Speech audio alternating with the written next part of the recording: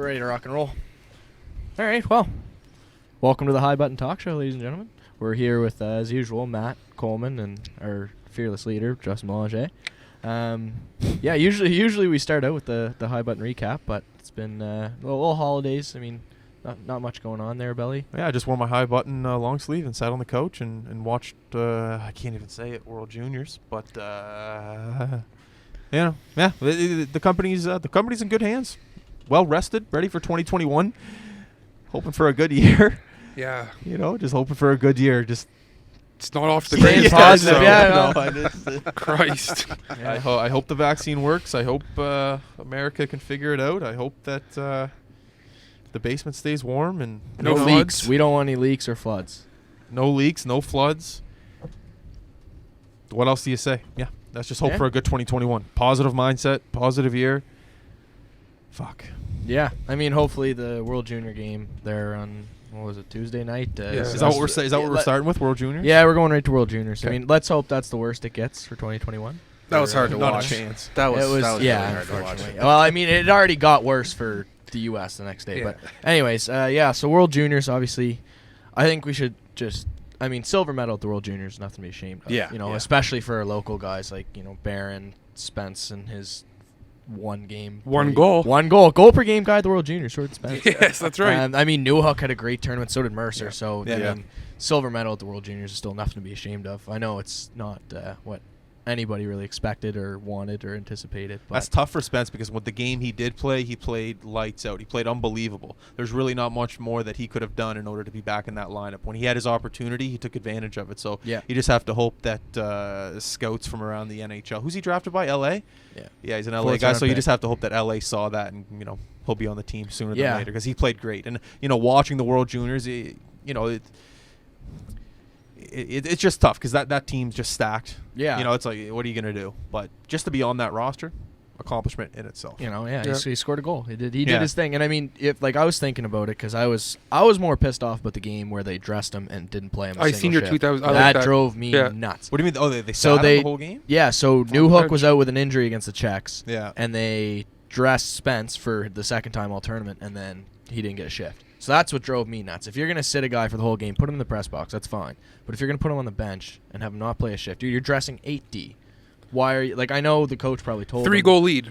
Yeah. Yeah. Like, he could get a shift out there. Even, early on, they were fighting at that game, too. They didn't have a very good game. No, they're right. Their other defensemen looked weak that night for the first time all tournament. And they, he never got a crack. Yeah.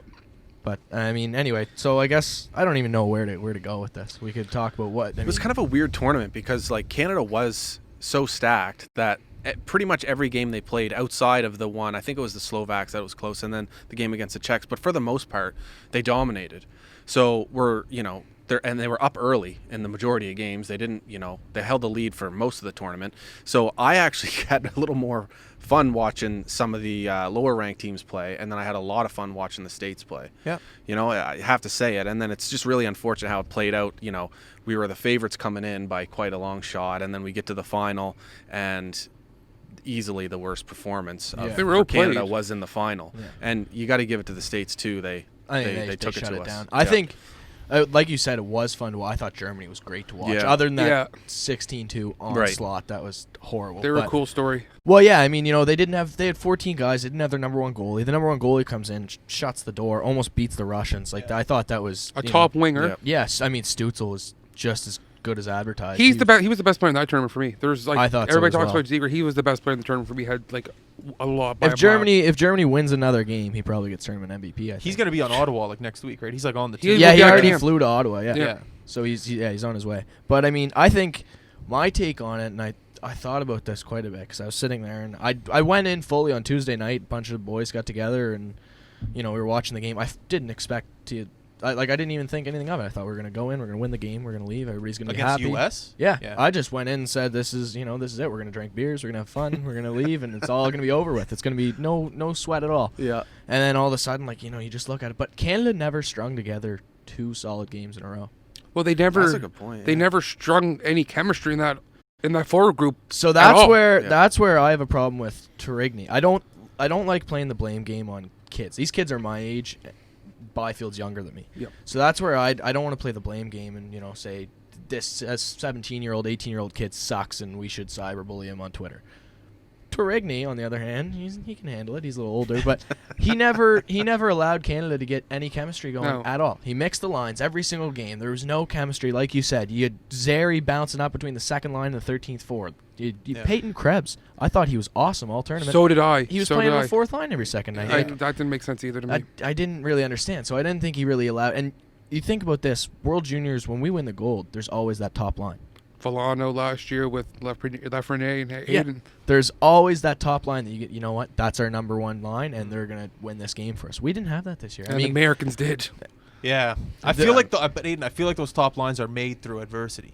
You know, it's like a line that can come out that has to kind of battle back from. Let's say Canada is down 3-1. It's like that top line comes back and wins the game. Yeah. But I feel Canada didn't have any of those problems. Canada had no adversity. But that's not Canada's fault. I'm not saying it's the IIHF. IIH. I'm not saying it's their fault, but you know there was a lot of sickness. Like that 16-2 game. That's not good for Canada. That's not good for Germany. No, that's just terrible for hockey. Yeah. So the league or the tournament was just very. It was a weird year. There was games like even when Canada was playing and it was the first period's over and Canada's gonna win. It's like what am I watching this for? This isn't the groupings were tough. It isn't good hockey. So by the time Canada does get to the finals. They go through no adversity. They just smashed Russia. They are studs. If I was on Team Canada and I went into that game against USA, my head would be so high. They were probably thinking the same thing I was thinking. Oh, exactly. They were going in there. I mean, a couple of my buddies were making jokes like, Jesus, Levi probably slammed 6 beers before the game because he thought it was over. God. They started the victory beers before the game even started. So if they go into that game with no adversity under their belt, that's tough to form the chemistry. That's tough to form anything because you're just no problems, easy sailing. And like I said, it's not Canada's fault. It's no one's fault, but you're not going to win every year. Yeah. But to Belanger and Aiden's point, like chemistry and like the weak schedule, like that's the perfect time. Just like if the boys weren't clicking, stick with it. Like you weren't literally at a threat until possibly the Finland game. Yeah. And this is the longest a Team Canada has ever been together. Exactly. Because of COVID and they went in early to camp. You had plenty of time to figure out, okay, who's going to play where. Like, there's so much time to figure it out, and it seems the only decision that Tourigny made was Levi as my guy.